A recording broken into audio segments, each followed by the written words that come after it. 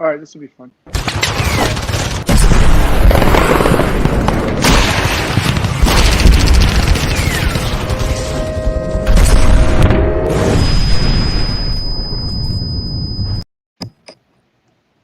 Welcome everybody to another special edition of the Lexit War Room. We are excited. We have a special guest, Anthony Trimino. He is running for governor. He's a candidate here in California, and I'm really excited to hear what he has to say today. I've been waiting for this one. So we're excited. Before we dig in, brother, to the questions, go ahead and just say hi to everybody. This is Brother Jesse. This is Carmen right here. Hey guys, happy to be here. Thank you for having me today. Good to see you. For sure, bro. So before we dig into the questions, tell us a little bit about your background. Kind of build it up to where we are right now, and then we'll start digging in. So for people that don't know you, give us a little bit of your background. Sure. So we'll go way back to get to the present day, all right? So my grandfather was born in Cuba. Fled a communist Cuba when my father was 6 months old, came to America for a quote unquote better life, right? Landed in California, saved up enough money. He's very entrepreneurial, saved up enough money, started his own company, metal finishing company, very blue collar work in South Central LA. That company still exists today. My father still owns it. Family business for over 45 years. Employed thousands of people, do really good work, blue collar work. And I grew up and I had that entrepreneurial spirit. Started a company 20 years ago in a small little 200 square foot office in Downey, California. Built that company up over the next 20 years to a company that Inc. magazine just named one of the fastest growing private companies in America 2 years in a row. One of them being 2020 in the heart of in the middle of the pandemic. I run an ad agency. We have a global footprint. I get to work with Fortune 500 companies in healthcare, technology, education, and energy. I also get to work with startups, people that are innovating and bringing the next generation of products and services to healthcare and education. And so it's very fitting for me to be doing what I'm doing because I've been in industries that California really desperately needs. Working with innovators and CEOs and companies who are innovating locally, nationally, and globally. So that's a little bit about my background. But so as a business owner and somebody who's been born and raised in California, I had no reason to leave California. I have deep roots in California, family business, my company. But for the last 6 months, I've been doing nothing but thinking about leaving. We were on our way to Florida. I was mentally checked out. I was talking to my staff about what would it be like to move our company to Florida. I was talking with my family, what that would be like. Very difficult conversations, but I had no hope. What I saw with churches being shut down, businesses being shut down, overreaching government with regards to healthcare, I was like, there's no one to fix it. So we prayed a lot about it, and my wife said, look, there's work to do here. I said, okay, maybe, but it's not my work. Someone needs to fix it. After a lot of prayer, after thinking about it, we realized, you know what? Maybe we're not done in California yet. Maybe there's something more we can do before we leave. So initially, I was going to just take all my experience and resources and put it behind a candidate. So we sat down, we started looking at the landscape and said, who can we get behind? You know, I'm an entrepreneur. I know people. I have resources. Let's get behind a candidate that can actually do something meaningful. You look at the candidates and couldn't find anyone. And I have this philosophy at home, and I taught it to my kids. If you can't find the solution, be the solution. So I just decided, you know what? I can't find the right person to run, so I'm going to run. I'm going to go in there. I'm going to shake things up. I'm going to fix it, and then hand it over to someone to carry the torch after me, get back to being an entrepreneur. So I decided to throw my hat in the ring about maybe a month ago. We officially launched the campaign 2 weeks ago. We're only a few weeks into it, but we're building incredible momentum because my story is a California story. And I think I best represent California, the American dream. And I'm ready. And so I'm fully committed to doing this. I never do anything with the intent of losing. I don't have a plan B. So it took me a while to get to the point where I made the decision. But once I did, I'm all in. So it's Sacramento or bust. Wow, Right, that's for sure, brother. That sounds really interesting. It's great. Go ahead, brother Jess.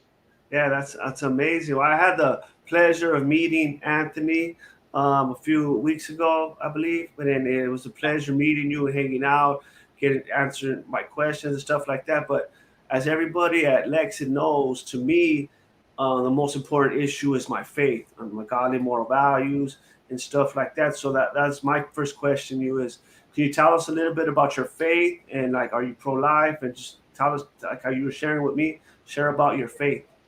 Sure, absolutely pro-life. I'm a Christian. What my parents separated when I was 5 years old. My father's family was entirely Catholic. My mother's family was Christian. I grew up in my mom's family, and so I had those Christian morals instilled in me at a young age. My grandmother was an incredible Christian woman. She taught me about laying hands. She taught me about the Holy Spirit. She taught me about really manifesting my faith. She was, my entire life, she was bedridden. She had arthritis, couldn't walk, couldn't move. Not one day did she ever curse God. Not one day did she blame God. And her continued faith in the midst of illness and sickness, her entire life, suffering. I mean, she suffered. Her faith is what built the foundation for my faith. She passed away, and I carry that through high school, as high schoolers do. I deviated a little bit in high school, a little rambunctious, but I came around, and God was always part of my life, always been Christian, always a part of what I was doing. But he became central and pivotal, the center of everything. When my wife and I had our first son, Christian, Christian was 2 months old. We took him for his first outing. We lived in Downey at the time. We went down to San Diego. It was the first time I took him out of the house. Went to San Diego, and while my wife was in the back seat of the car with him, he stopped breathing. So she lets out this horrific scream. I can still hear it today. She screams. I pull over on the side of the road. I get out of the car. She jumps out. She starts praying. I go into the car, and I grab my son out of his car seat, and he's lifeless. There's no pulse. He's not breathing, and I'm holding a lifeless body. So, I mean, I did everything I could to revive him. So I started to pinch him. I started to poke him and prod him to get a response out of him. Nothing. So I started to give him CPR. Now, if anybody knows about CPR, an adult cannot give an infant CPR. You'll blow their lungs out. But I didn't know that, and I didn't know how to give CPR. So I was giving this infant child, 2 months old, like all the air that was in my lungs. I should have blown his lungs out, but I didn't. So he's sitting there still, lifeless, completely. I cannot get him revived. And there was just this moment of peace. I just centered myself.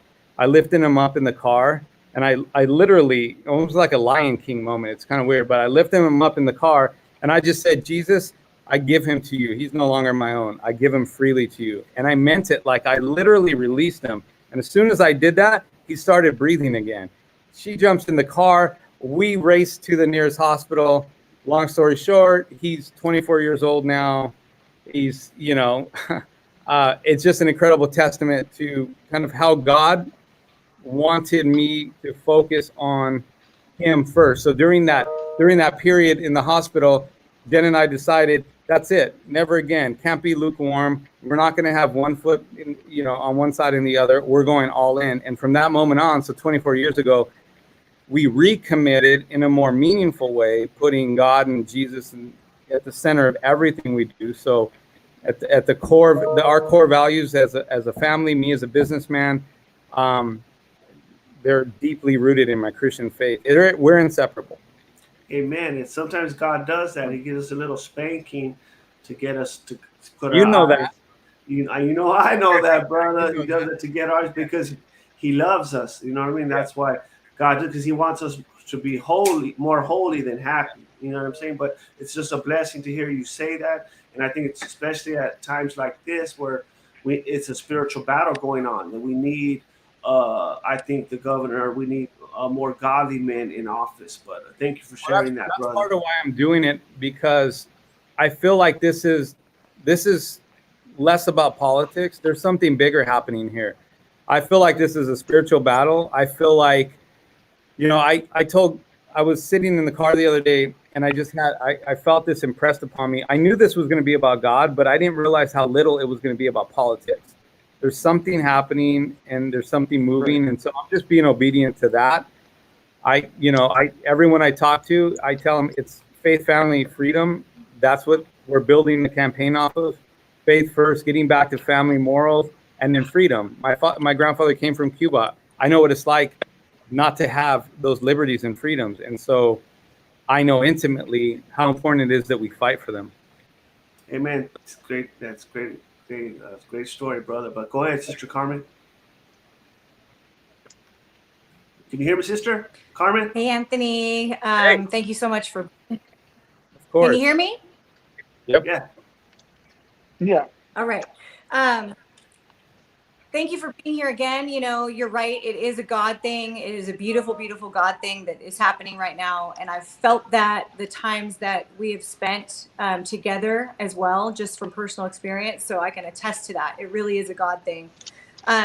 So for my question, I wanted you to kind of tell the audience, how your experience coming from a background of Cuban immigration for your family, as well as like your rags to riches story. How does that position you to be the best possible governor for the state of California? So if you think about Cuba, right? So from the moment you enter into the school system in Cuba, the government starts to indoctrinate you with communist ideology, right? They tell you that America is bad, you're oppressed, and your entire time at school, all the way through college, you're indoctrinated with all those radical ideologies.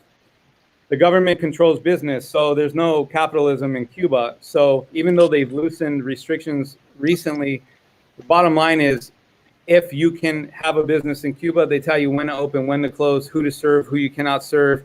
They have full control. They have full control over healthcare.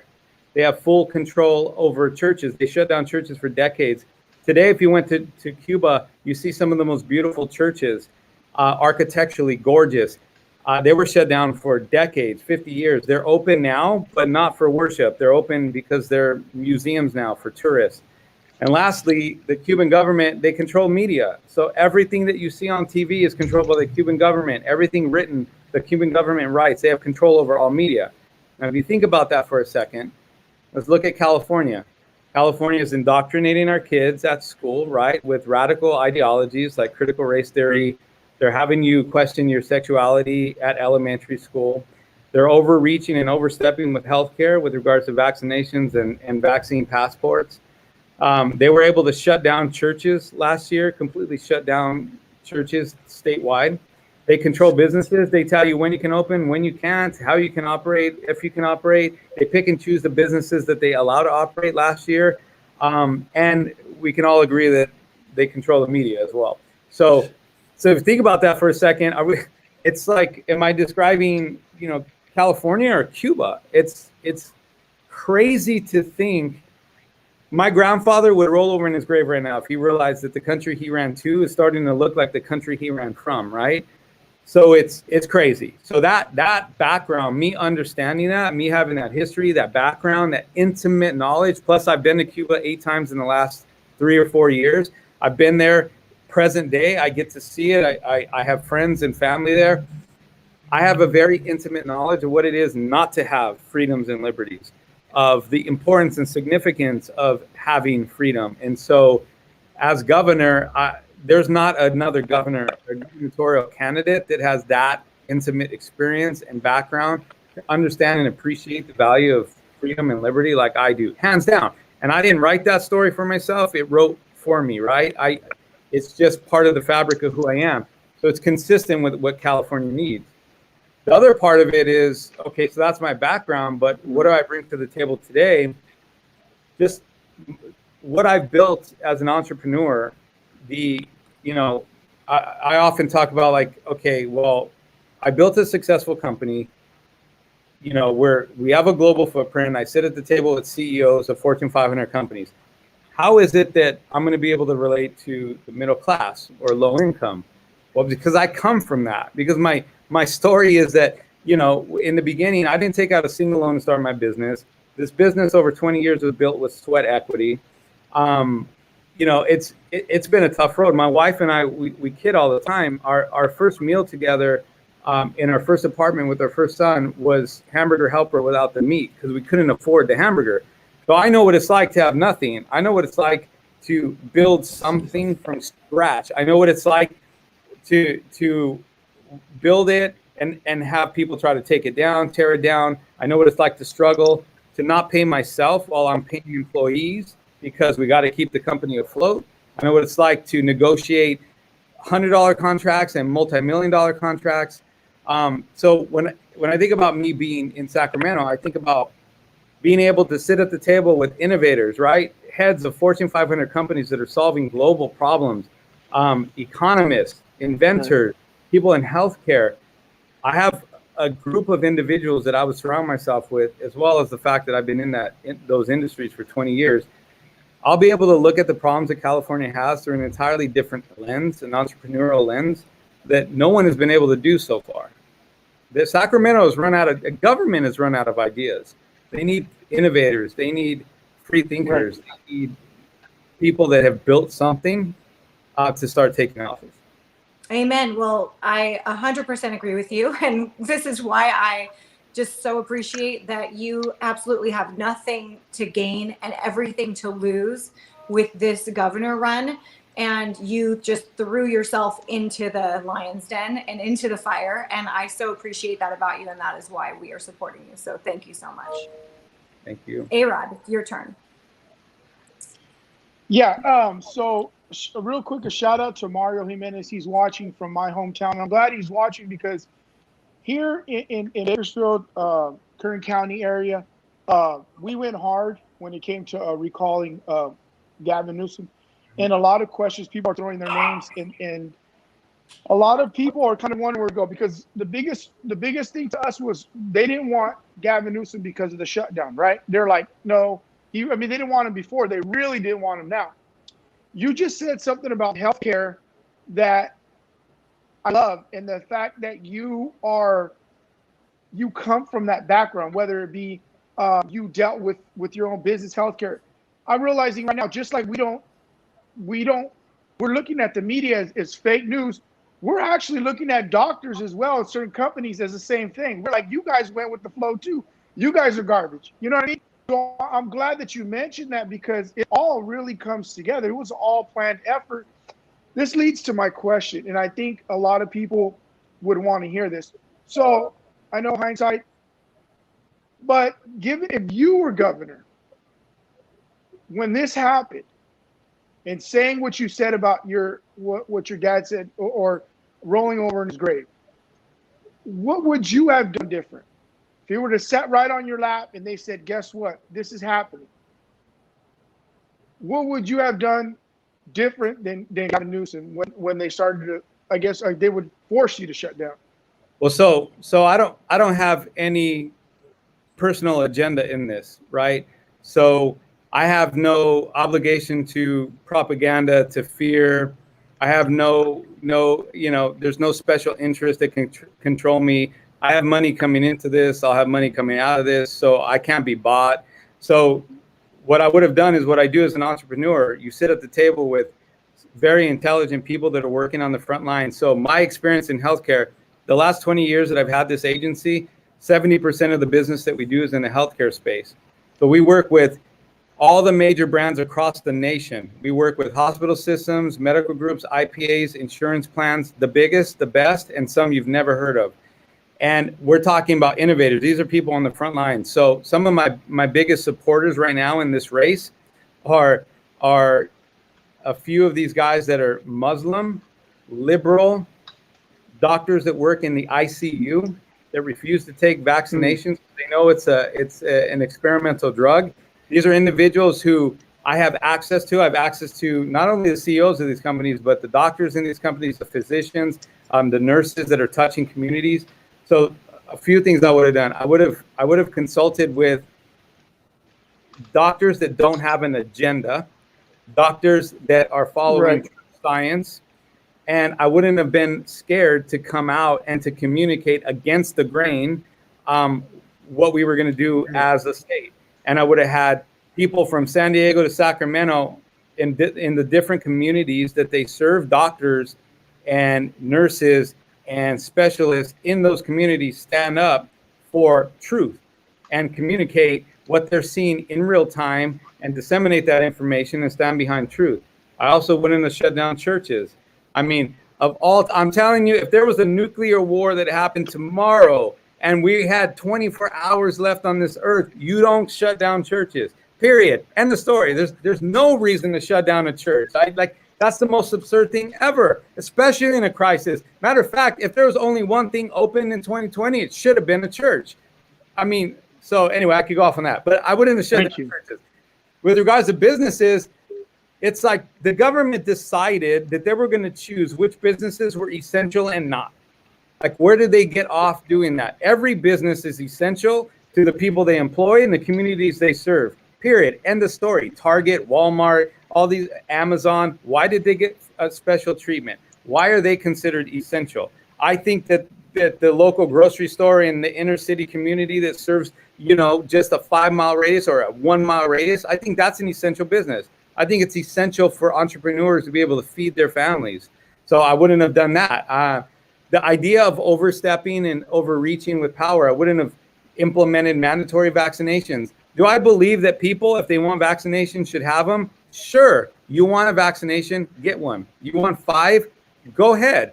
But the idea that the state would mandate that, overreach, and dictate it, even worse in a very communist fashion, then say, we're not going to force you to get the vaccine, but what we're going to do is we're going to limit your ability to access services around you, which is basically a reverse forced compliance. So we're forcing you to comply because we're going to start to shut off the things you have access to. So that's a communist ideology. So I wouldn't have done that either. So there's so many things that we would have done differently. We probably would have taken a heartbeat in the beginning to assess. I think it's smart to what's going on and how do we deal with it. Right. But as an entrepreneur, you don't have the luxury of taking 13 months to figure a problem out. You have 13 days, Right. No, you're spot on. You just said something I thought was a couple things. You said, I'm not afraid to go against the grain, because I'm going to tell you what, there was those doctors that came out of Bakersfield. Those 2 doctors that first came out when they came out. They should go back to these doctors and somehow make them, hey, look at here, these guys. But they won't. Yeah. But it was men like them that came out and went against the grain that were called crazy, right? And sad, because they were called crazy. And that's what I was talking about earlier with the doctors. There's doctors that there's a certain company, health program of healthcare that I go through that literally went with the flow. These doctors are educated. They know, but they went with the flow. And the doctors that didn't were called crazy. People that didn't shut down were called crazy. Like you said. Well, here's why I'm glad that you said you're not. Here's why they went with the flow: fear of repercussion. So when the government is going to support the consequences of you telling the truth, then they're going to shut you up. So a lot of these physicians have residency at major hospitals, right? Even the ones that I was talking about earlier. The idea of them coming out and standing against their hospital system is pretty much suicide. At that point, they're pretty much, they're going to be in the crosshairs, and activists will support that, attacking them. The government will support that. So under an administration that I was managing, there would be no fear of that repercussion for telling the truth and speaking against the grain. And actually, we'll create the platform for that. That's awesome. That's a good answer, man. I love to hear that. Go ahead, Brother Jesse. Well, my question was going to be about vaccines, but you kind of answered it a little bit in there, so I'm assuming it. So you're not going to be for that. So I'll just jump to something else. But one thing that about this election cycle I've seen, especially over here in California, we're seeing what DeSantis is doing over there in Florida, how he's overriding. So a lot of people are seeing how important a governor race is. You know what I mean? Even the local stuff around. So I know I've been stressing out lately on the school system, that how they've been indoctrinating the kids. They're pushing sex and all kinds of like way out stuff in the schools, and they're indoctrinating the kids. Like many Christians, conservatives, are sending their kids to school going to Christian. They're coming back liberals, coming back hating America. Now they're trying to push that race, what critical race theory, whatever. Now they're going to try to push that. Just get your thoughts on that, and what could be done to help change that. I mean, I think that's, in simple terms, that's just evil.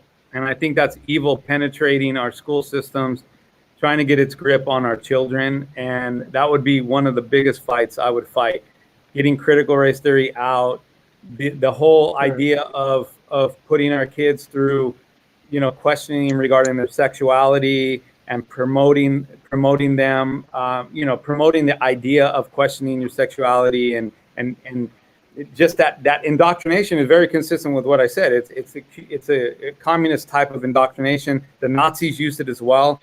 You know, Hitler used to give, you know, free daycare, make schools free because he wanted to indoctrinate children to make them, you know, to basically mind control them as they grew up into adults. So that's been around for ever. That idea of start young, get them indoctrinated, and so, I mean, I would be a huge advocate for getting rid of that. There are teachers going as far as to show images and video that are so inappropriate that it's nothing less than child pornography. In fact, I believe some of those teachers should be arrested. Why is it that you and I right now can't go to a stranger's child and show them pictures of, you know, pedophilia? I couldn't show them a picture of a penis, vagina. I couldn't have these conversations with a 5-year-old, a 12-year-old. Or else I'd be arrested. But somehow, because it's done in a classroom, it makes it somehow legal and okay. It doesn't. We as parents don't sign up for that. Half the time we don't know here's the worst part. Half the time we don't know that's happening until it's already happened.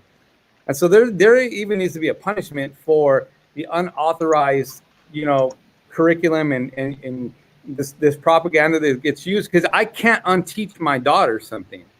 I can't have her unsee something that she's seen. So the idea that our school systems are not safe, and then compound that, if you think about it, the school systems, especially for the minority communities, especially for the Hispanic communities, are oftentimes the safe place, right? You send your kids there because you know they're going to get fed, right? You know that they're going to be safe, that they're not on the street. So we use school in the minority communities as this safe place to send our kids, get them off the street, get a good meal, and hopefully be protected. The idea that we're preying on those kids, and the idea that we're subjecting those children that are the most needy and the most malleable to that type of propaganda is a crime. And so, I mean, that's top of the agenda. Amen. So I'm assuming you're for school choice, right? So that's what we need, more school choice. But all right, go ahead, Sister Carmen.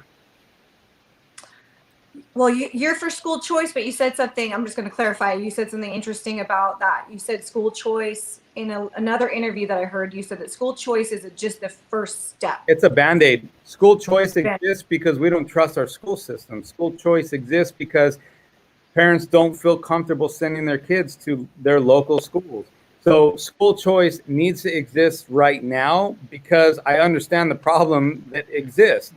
But that's not the long-term solution. The long-term solution is fix our freaking schools. Fix the schools, right? So go in there, solve the problem. Right. So what we're doing with school choice is like treating the symptom, right? It's like taking Tylenol for a headache, but not addressing the chronic condition. So what we need to do is school choice, sure, let's ease the pain, allow it. But ultimately, we really need to fix the schools in our inner cities and our communities so that parents feel good about sending their kids to the schools that are locally, located in their neighborhoods, in their communities. The idea that kids are being driven out of their communities doesn't create community. You have kids that are going to school in other communities, distancing themselves from their friends. There's not a lot of connectivity socially there. They're different groups, different ethnicities, different neighborhoods. We have to fix our schools. That's the long-term solution. Short-term is, school choice. Amen. Okay, so I just want to make that clarifying point. And then for my actual question, you know, a lot of people in California obviously feel like they've been left behind for a long time, decades even. In particular, our veterans, our homeless, and our foster children. Now, I know that you were a foster parent and you have one adoptive son, and then you have 4 biological children as well. So you've had experience with this particular system. Can you speak on how you feel you would attack the problem with our foster care system, our veterans, and our homeless? Yeah, so there are good organizations that exist. The government doesn't have to reinvent the wheel in any of those scenarios. What we have to do is we have to fund and support the organizations, the nonprofits, the churches that already exist, that have boots on the street, that are ready to deploy. We have to fund their efforts. So you know, with homelessness, there are organizations from San Diego to Sacramento that are already right now today in inner cities doing the good work.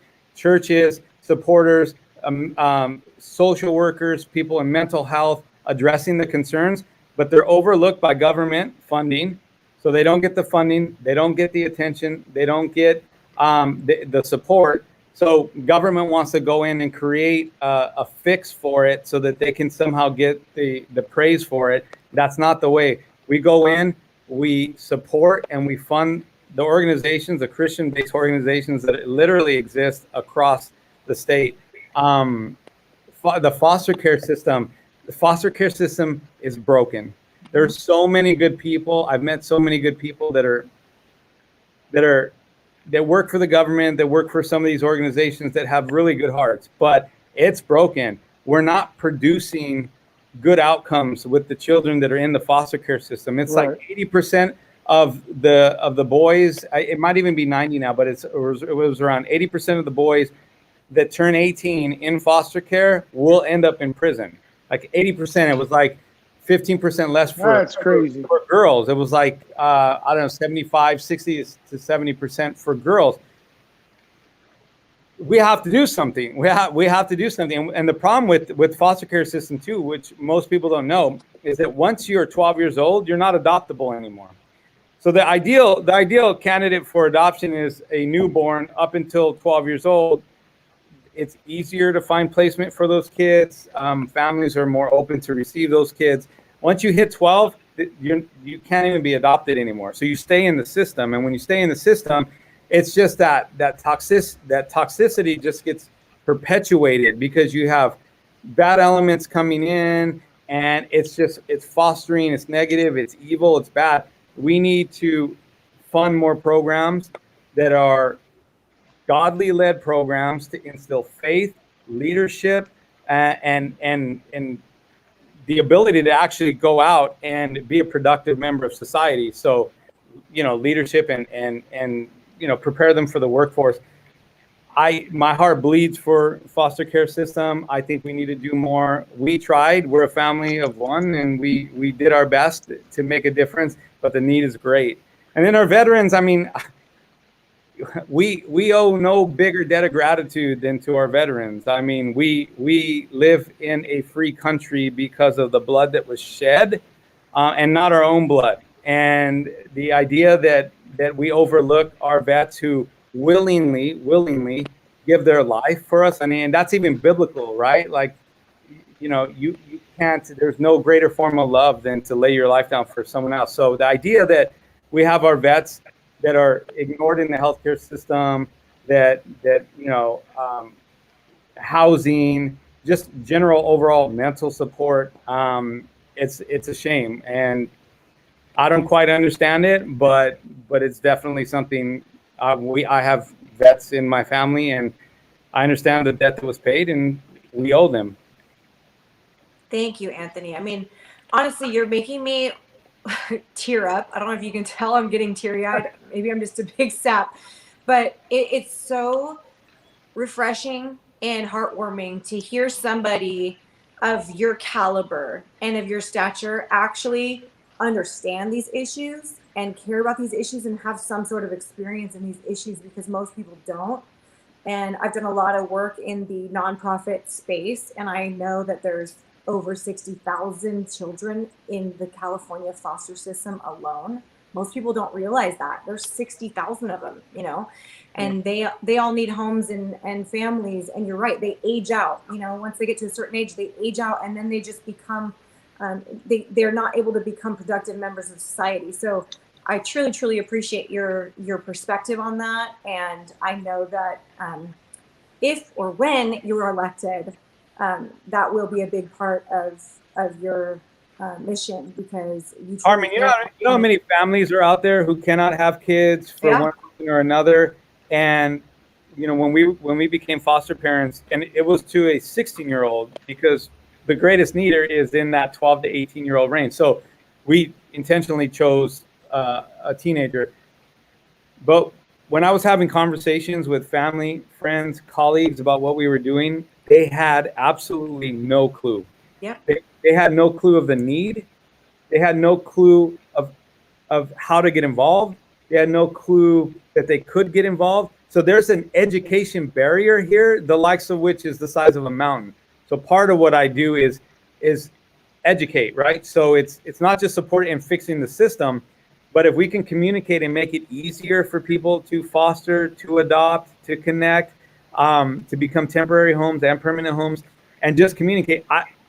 I inspired a ton of people in our network to look into it because they were having trouble having kids, or you know, their kids had age, they were empty nesters, and so education is a huge part of it. And I think that the government does a really good job of keeping us uneducated on the things that will actually benefit our society, and they keep us overly educated on the things that divide us.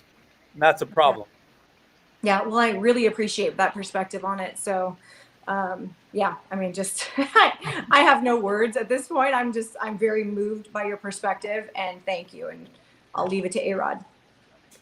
Yeah, before we close up, I want to add on to that. Yeah, I think the churches, I think people that are led by faith, I think what you just said, I think it's awesome, because it's time for them to step up.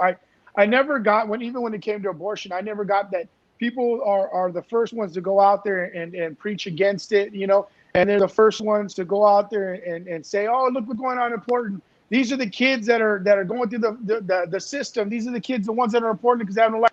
But yet nobody steps up to adopt, or nobody steps up that are faith-based. And I feel like just as important as it is for us to go out and preach the gospel, it is important for us to get a hold of these kids before that. And I think, you know, churches, I feel like churches have gone far from that.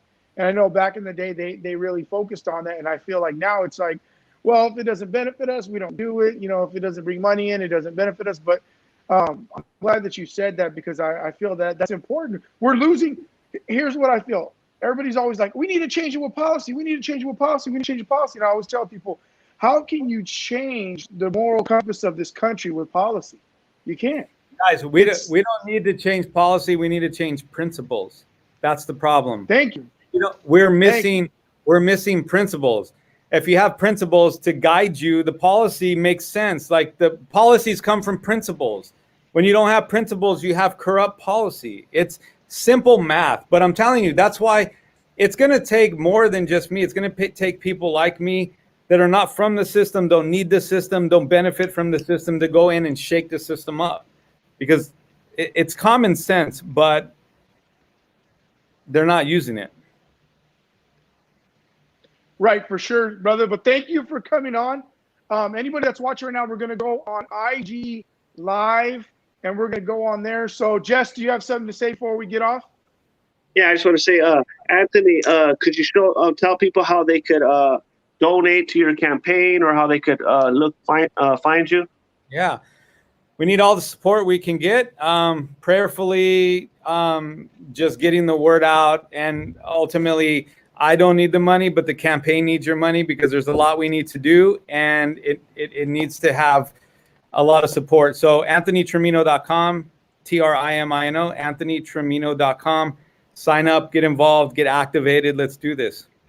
Also, on Saturday, he's having it's a launch party. Yeah, it's our official public launch party. Even though we're active and the campaign is moving, we're officially launching it to the public on Saturday. That's in Irvine. at the Irvine Spectrum. Details are also on the website, and you can follow me on Instagram. Trimino is Yeah, my so I'll be there. I'll be there speaking, and also Brandon Tatum of Lexit, and a lot of Lexit's crew will be there. So just everybody come on out. It's going to be a great time, great event. You can come and meet Anthony in person, ask him some questions. But like A-Rod said, everybody on IG, we're about to go on IG, so everybody go ahead and go over to IG, and you can ask them some questions. But thank you all for enjoying. Right on, guys. Thank Take you, care. Anthony. All right.